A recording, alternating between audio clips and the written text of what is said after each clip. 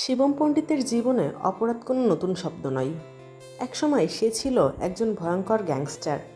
মানুষের জীবন নেওয়া, ভয় দেখানো, নিজের বসের জন্য যে কোনো কাজ করে ফেলা, এই সবই ছিল তার প্রতিদিনের জীবন। কিন্তু তারপর তার জীবনে আসে আলিয়া। আলিয়ার ভালোবাসা শিবমকে এমন এক জীবন দেখিয়েছিল যে জীবনে বন্দুকের চেয়ে মানুষের ভালোবাসার মূল্য বেশি। তাই সে নিজের পুরনো জীবন ছেড়ে ভালো মানুষ হওয়ার চেষ্টা করছিল। কিন্তু সেই শিবমের সেই পরিবর্তনটা স্থায়ী হয়নি। আলিয়াকে সে হারিয়ে ফেলে।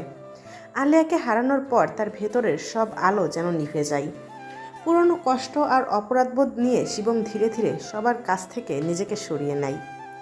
এরপর কেটে যায় প্রায় 19টা বছর। এই দীর্ঘ সময়ে শিবম আর আগের মতো অপরাধের জগতে ছিল না। সে নিজের মতো করে একটা নিঃস্ব জীবন কাটাচ্ছিল। প্রতি বছর আলিয়ার জন্মদিনে সে তার কবরের কাছে যেত।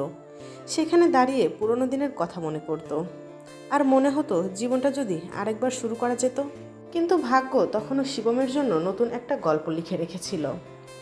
আলিয়ার কবরের কাছেই একদিন সে দেখতে পায় ছোট্ট একটা পরিত্যক্ত শিশুকে। মেয়েটাকে দেখে শিবমের বুকের ভেতর যেন একটা অনুভূতি সৃষ্টি হয়। এত বছর পর তার মনে হয় হয়তো আলিয়া তাকে আবার একটা দায়িত্ব দিয়ে গেল। সেই শিশুটিকে নিজের সাথে নিয়ে আসে শিবম, আর মৃত ভালোবাসার স্মৃতিতে তার নামও রাখে আলিয়া। ছোট্ট মেয়েটা ধীরে ধীরে শিবমের জীবনের একটা অংশ হয়ে যায়। যে মানুষটা এতদিন শুধু অতীতের স্মৃতি আঁকড়ে বেঁচেছিল, সেই শিবম আবার ভবিষ্যৎ নিয়ে ভাবতে শুরু করে। যদিও মেয়েটাকে সে নিজের সাথে কোনো বাড়িতে রাখেনি, বরং একটা অনাথ আশ্রমে রেখেছিল, তবুও অনাথ আশ্রমে নিয়মিত গিয়ে শিবম সেই বাচ্চাটিকে দেখে আসতো। তার ছোট ছোট হাসি, কথাবার্তা, এই সব কিছু দেখে শিবম যেন ভালো অনুভব করত। কিন্তু এই সুখটা বেশি দিন স্থায়ী হলো না। একসময় ছোট্ট আলিয়াকে একটা পরিবার দত্তক নেয়। শিবম ভাবে মেয়েটা হয়তো এবার ভালো একটা জীবন পাবে।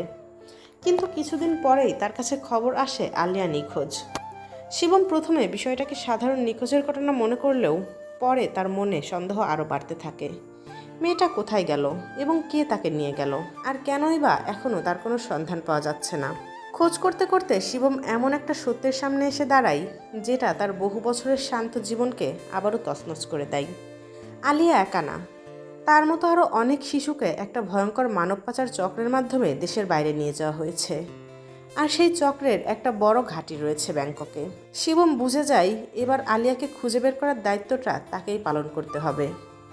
এই মেয়েটাকে যদি সে সত্যিই ফিরিয়ে আনতে চায়, তাহলে তাকে আবার সেই পুরনো শিবম পণ্ডিত হয়ে উঠতে হবে।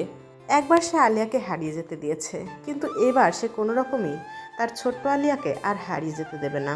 আর সেই উদ্দেশ্যে শিবম পাড়ি দেয় ব্যাংককের পথে। কিন্তু ব্যাংককে পা রাখার পর সে বুঝতে পারে আলিয়াকে খুঁজে পাওয়াটা যতটা সহজ ভেবেছিল, সে ব্যাপারটা ততটা সহজ হবে না। কারণ এই শহরে শুধু একজন অপরাধী নয়, পুরো একটা অপরাধের সাম্রাজ্য গড়ে উঠেছে। আলিয়াকে খুঁজতে গিয়ে ধীরে ধীরে সে জানতে পারে শিশু পাচারের এই বিশাল চক্রের পেছনে রয়েছে কতজন ভয়ঙ্কর মানুষ। তাদের মধ্যে সবচেয়ে গুরুত্বপূর্ণ নাম জোরাওয়ার। বর্তমানে পুরো সাম্রাজ্যের ক্ষমতা তার হাতে থাকলেও এই জায়গায় পৌঁছানোর জন্য তার পথটা মোটেও সহজ ছিল না। একসময় জোরাওয়ারের নিজের বাবাই ছিল এই অপরাধ সাম্রাজ্যের নেতা, কিন্তু ছেলের কাছে ক্ষমতা পাওয়ার অপেক্ষা করার কোনো ইচ্ছাই ছিল না। জোরাওয়ার নিজের বাবাকে নিজেই হত্যা করে এবং বাবাকে সরিয়ে দিয়ে সে পুরো দলের নিয়ন্ত্রণ নিজের হাতে নিয়ে নেয়। আর ধীরে ধীরে হয়ে ওঠে আরও নির্মম একজন নেতা। তার কাছে মানুষ শুধু দুটো জিনিস, ক্ষমতা পাওয়ার সিঁড়ি আর টাকা উপার্জনের মাধ্যম। আর এই সাম্রাজ্যের সঙ্গেই কোনো না কোনোভাবে জড়িয়ে আছে যারা। যারা হচ্ছে জোরাওয়ারের বোন।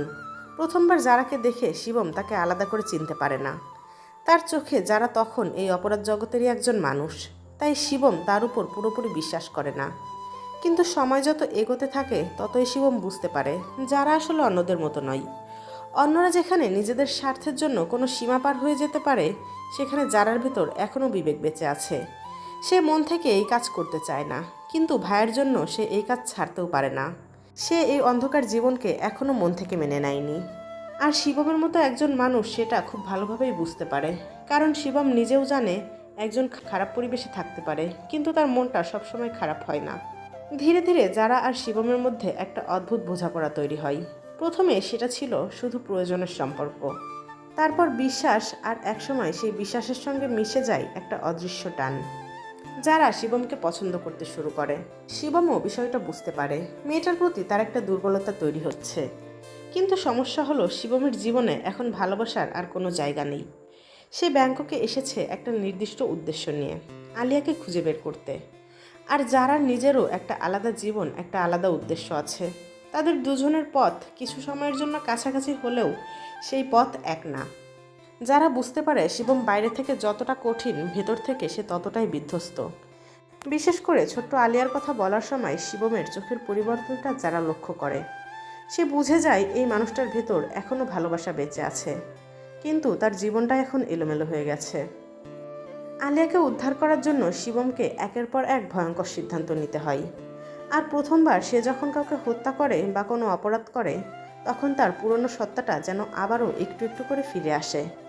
যারা সেটা দেখে ভয় পেতে শুরু করে, কারণ সে যে শিবমকে ভালোবেসে ফেলেছে, সেই মানুষটা আর সেই শিবম এক না।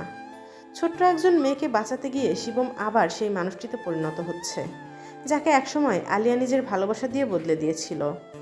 যারা শিবমকে থামাতে চায়, কিন্তু শিবম জানে আলিয়াকে বাঁচানোর জন্য তাকে শেষ পর্যন্ত লড়াই করতে হবে।